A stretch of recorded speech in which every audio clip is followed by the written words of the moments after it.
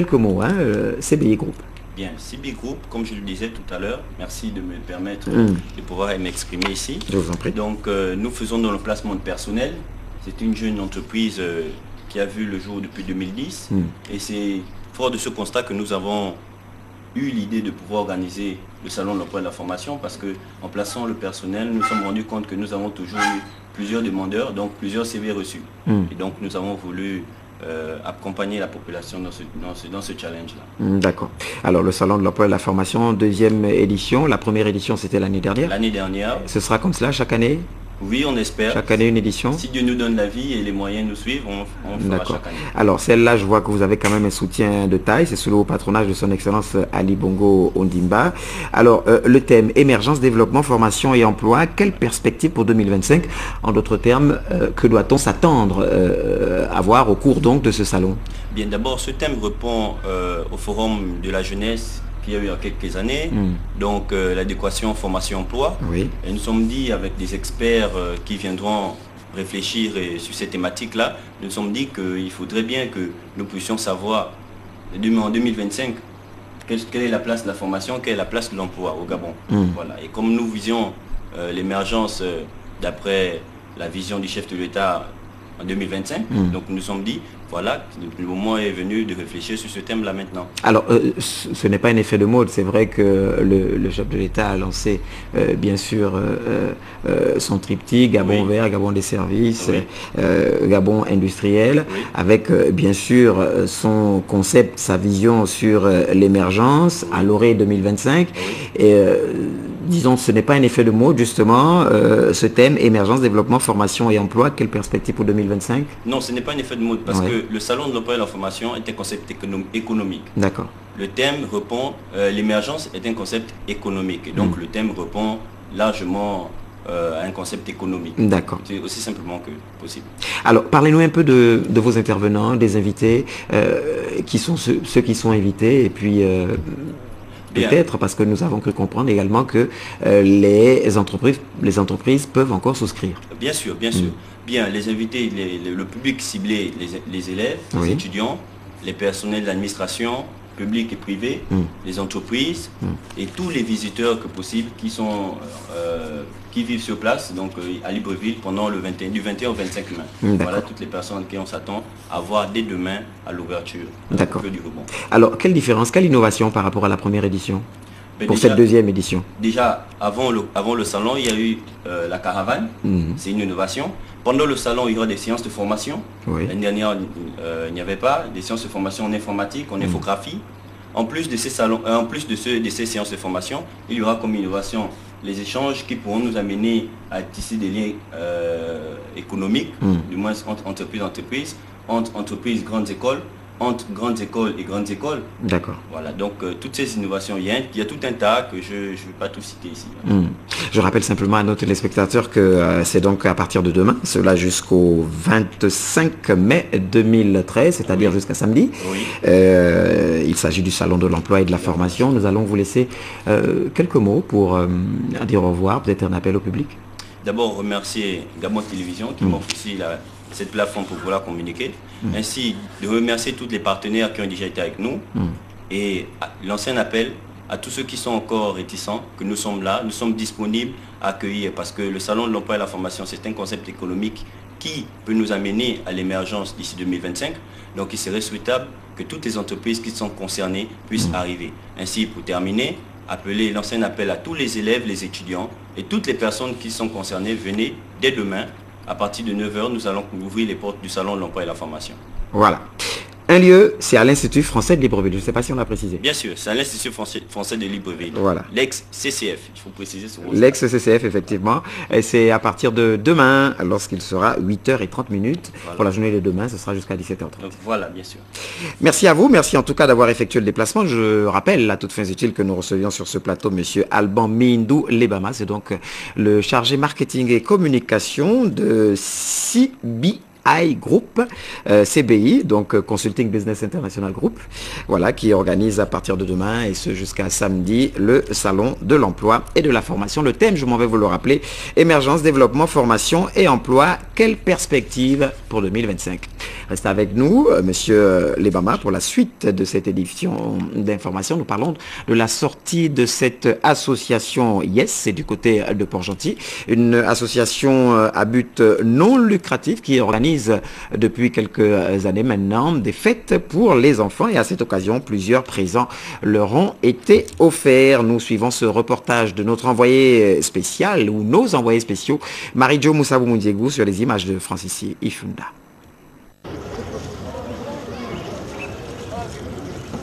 Moment festif que viennent de vivre les populations de Mouila à l'occasion de la commémoration des journées jumelées de la fête des mères et des pères en différé par l'Association pour la défense des droits de la femme et de l'enfant ADDFE.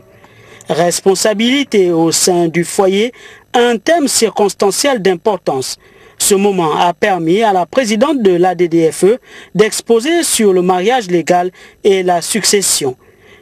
L'objectif de cette rencontre étant d'apporter quelques informations et explications en rapport avec le thème. L'importance du mariage légal comme support légitime reste fondamentale pour la société de manière générale. Sur le calendrier, la fête des mères et la fête des pères se célèbrent, mais d'une manière différente. Mais pour l'Association pour la défense des droits de la femme et de l'enfant, nous pensons que l'homme et la femme étant complémentaires, il fallait commémorer cette journée ensemble. Voilà pourquoi aujourd'hui nous commémorons et les pères et les mères. J'espère que le message de complémentarité, le message de l'union, le message de la préparation de la succession va être acquis. Parce que vous savez que de nos jours, lorsque vous parlez de succession, tout le monde a peur. C'est comme un sujet tabou. Il ne faut plus que ça soit un sujet tabou. Que les hommes amènent leurs femmes devant l'officier de l'état civil et qu'ensemble qu'ils préparent la succession afin de ne plus voir nos enfants dispersés. Pour joindre l'utile à l'agréable, un match de football opposant les jeunes pères aux jeunes mères s'est soldé par un but partout. Ce moment aura également été privilégié pour ces festivités. La remise des lots par l'épouse du gouverneur de Langounié, Bernadette Mouyama, a clos cette rencontre à Mouila. Voilà, César, ce qui est à César. Mea culpa, vous avez reconnu la voix de Paul Linsiaki. Les images étaient de Victor Moudunga. Il s'agissait là, bien sûr, de cette association pour la défense des droits des femmes et des enfants qui venait donc de célébrer du côté de Mouila, dans la province de Langounié, la journée jumelée de la fête des mères et également des pères. Nous allons tout droit sur Port-Gentil cette fois-ci pour parler donc de l'association Yes à but non lucratif qui organise régulièrement maintenant des fêtes pour les enfants. À cette occasion, plusieurs présents leur ont été offerts. Marie-Jo Moussabou-Moundiégou, Francis Ifunda pour le reportage. Vulgariser les actions de leur association dénommée Yes, c'est l'objectif visé par les membres de celle-ci avec à leur tête Coco Lilis, la fondatrice. Je suis la fondatrice de l'association Yes, qui existe depuis 2004. Et nous sommes là, ce soir, nous avons voulu honorer la presse. Parce que la presse fait beaucoup pour Yes. Et sans la presse, on n'allait pas découvrir Yes à l'extérieur de Port-Gentil.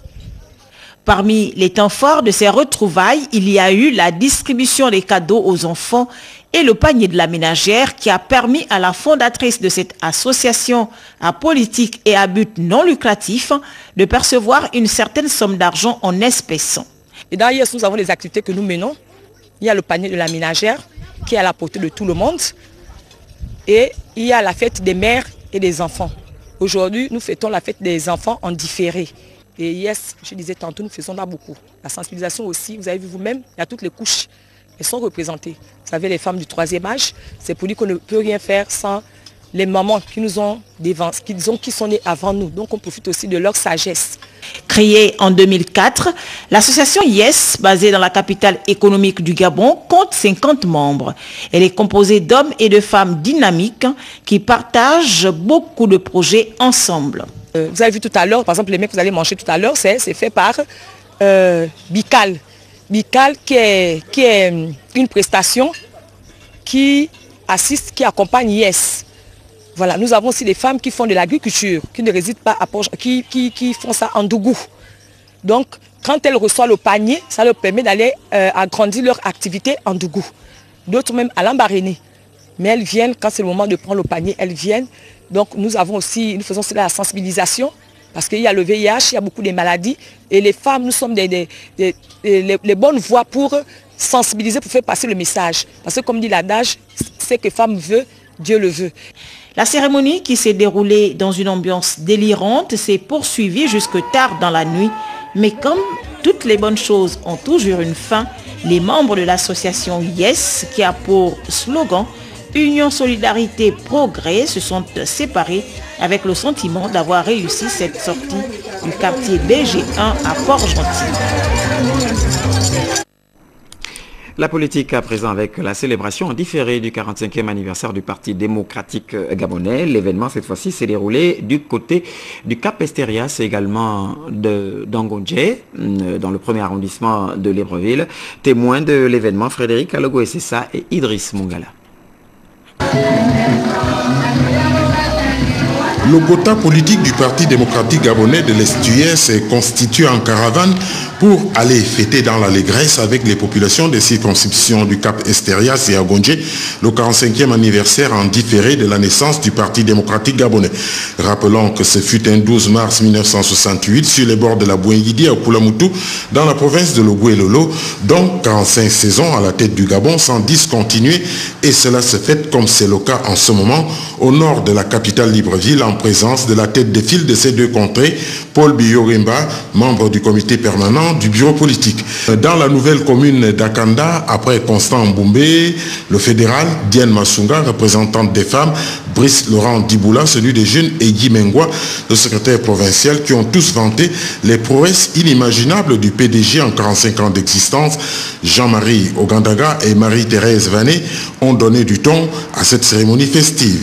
Voudrais-je affirmer, au nom de tous les militants et militantes de la nouvelle commune d'Akanda, notre total engagement à œuvrer à la réalisation de l'ambitieux projet du distingué camarade président Ali Bongo Ondimba de faire du Gabon un pays émergent à l'horizon 2025.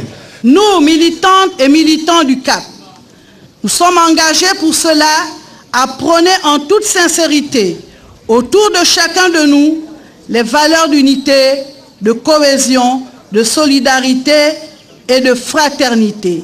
Car l'ambition de voir le Cap s'ériger en département émergent ne peut se faire sans un environnement politique favorable et sain. Même ambiance de fête du côté d'Angondje à la périphérie de Libreville dans le premier arrondissement où les membres du comité des sages, ceux du conseil consultatif, du comité permanent, du conseil national, du bureau politique et autres militants et sympathisants sont entrés triomphalement. Nathalie Etouré dira pour sa part que le destin du Gabon est étroitement lié au PDG, tout en félicitant le distingué camarade Ali Bongo Ondimba qui déploie des efforts pour le développement du pays.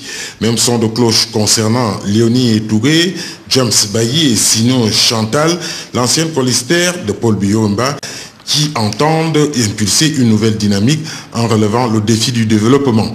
L'essentiel serait de soutenir l'ambitieux projet du distingué camarade. C'est la preuve que dans l'unité, la cohésion et la concertation, à l'instar des doigts d'une main, symbole de notre parti, nous pouvons relever tous les défis de développement tant au niveau local que mondial. C'est tard dans la nuit que les PDGistes de l'Essuyer se sont séparés en prenant rendez-vous le 12 mars 2014. Et puis Félix Onkeya, le nouveau membre du bureau politique du Parti démocratique gabonais, était récemment au contact de sa base. C'était donc dans le département de la Bailly-Bricolo. Le récit est de Jean-Augustin Ziengi.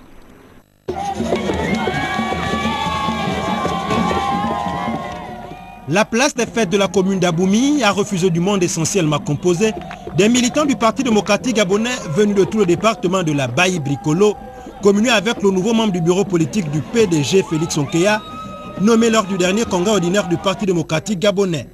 Congrès au cours duquel Ali Bongo Ondimba, président du PDG, avait réaffirmé son engagement pour l'insertion des femmes et des jeunes pour une nouvelle alliance avec le parti. C'est également une opportunité pour nous, militantes de l'UFPDG de Baï Pricolo, de